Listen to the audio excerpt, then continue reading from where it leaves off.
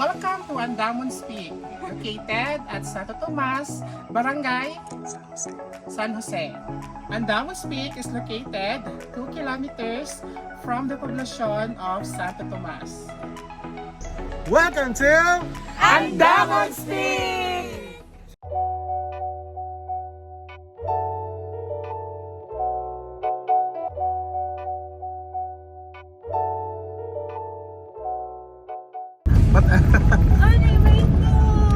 the rainbow.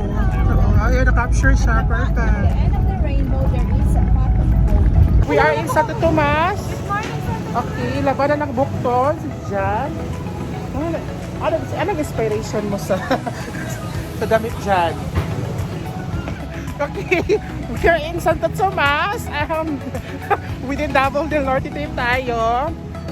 We're going to Andamon's Peak and Yargo. So here in Santo Tomas. Wala ang bubuhan. Ano man? Para mo dyan. Kopol? Oh! We are currently at the Andamon's Peak. Our first destination for today. I want to meet Mang Ama. Mang Ama? Bubong ni Ama. Mang Ama, magtumas, magtuba. So we will now start our trekking to the Andamon's Peak. So this place is not yet familiar to the people, to the community. So, ayan, so first time namin dito because kasi MGCQ sa Davao del Norte, so bawal lumabas ng, so let's explore locals, let's explore Andamon's Peak. So I guess we cannot proceed to Yargao later. Andamon's Peak lang kami. It's because the road is so slippery. So danlog daw kayo padulog Yargao rather. So dito lang to sa Andamon's Peak. Yangak na ko. Oh my god, yangak na ko, besh.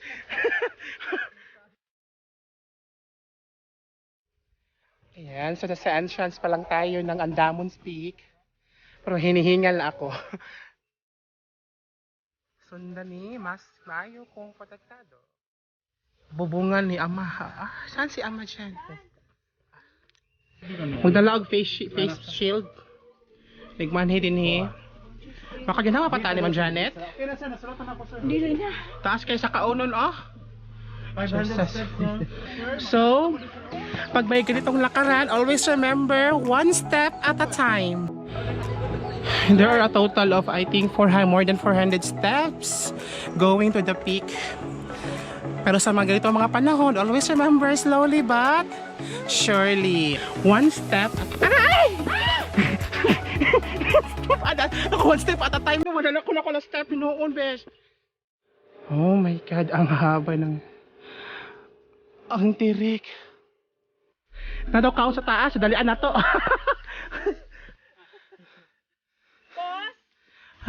Tabang. Padayon na ta sa paglakaw. So medyo madulas yung daan kasi umulan kagabi. Yan, isa na namang wala katapos ang akyatan to. Yan, gibiyaan ako sa mga kaubanan. My God, murang ito na tayo yung pinaka-steep. Akyat sa Andamon's Peak.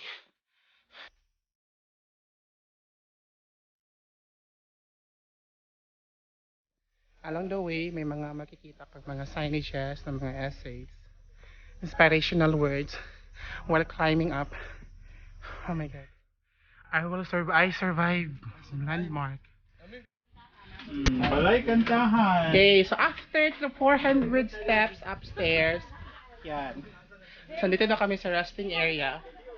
And then after that is papunta na doon mga picture mga photo op moments na. So it's good to come here mga umaga kasi hindi maulan, saka ganda yung sinag ng araw, so maganda sa pictures. So let's start the photo op, leave no trace.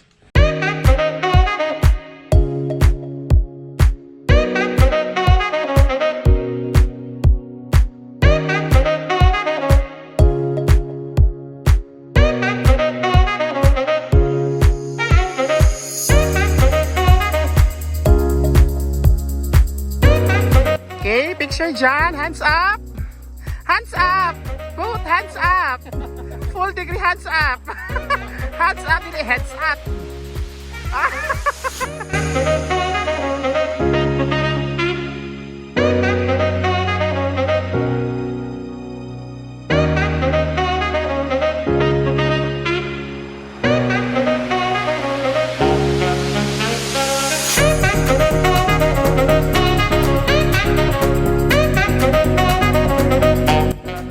Ito na murag na shrine dito dapita.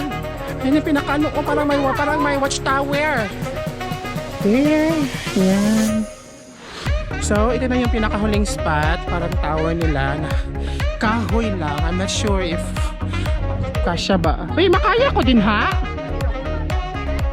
Makaya? Oh. Then, wala na. And dead end na. Wala na. So, yun lang yung mga spots here. Ito na yung pinakahuli. Ewan ko kung kasya ba ako. Ma'am Janet, pwede na ako diraan? Kasi Ryan, no? I don't deny there's some strange evolutionary process going on. But mankind won't be destroyed. The fact that you and I are working here today is evidence of that. Yan, so pababa na kami. That's the end of the trail here in Andamons Peak. Medyo konti lang yung mga spots for Victoria, unlike sa Orayas Peak na marami siyang spots for picture taking. Here in Andamons, konti lang siya. Maliit lang yung place. When it comes to the lakaran pataas, mas steep itong part na ito. Pero maliit lang siya, konti lang yung kanyang climbing portion unlike sa Orayas Peak. Okay. So this is Andamons Peak, located at Santo Tomas, Davao del Norte. Yeah. So I guess I'll leave here kasi babalik na kami sa Tagum City for a very quick stop and tour here at Santo Tomas. So I did not know where we're going next, kung saan kami pupunta kasi as of now, MGCQ pa yung Davao del Norte. And medyo hindi pa masyadong relax ang pag-travel leisurely outside Davao del Norte. Hindi namin gustong matagas sa traveler. But my channel's name is Teacher Traveler. Ayan. So I guess that's the end of our vlog. And see you again in our next vlog. Do not forget also to like and subscribe, and see you in my next video. Bye-bye!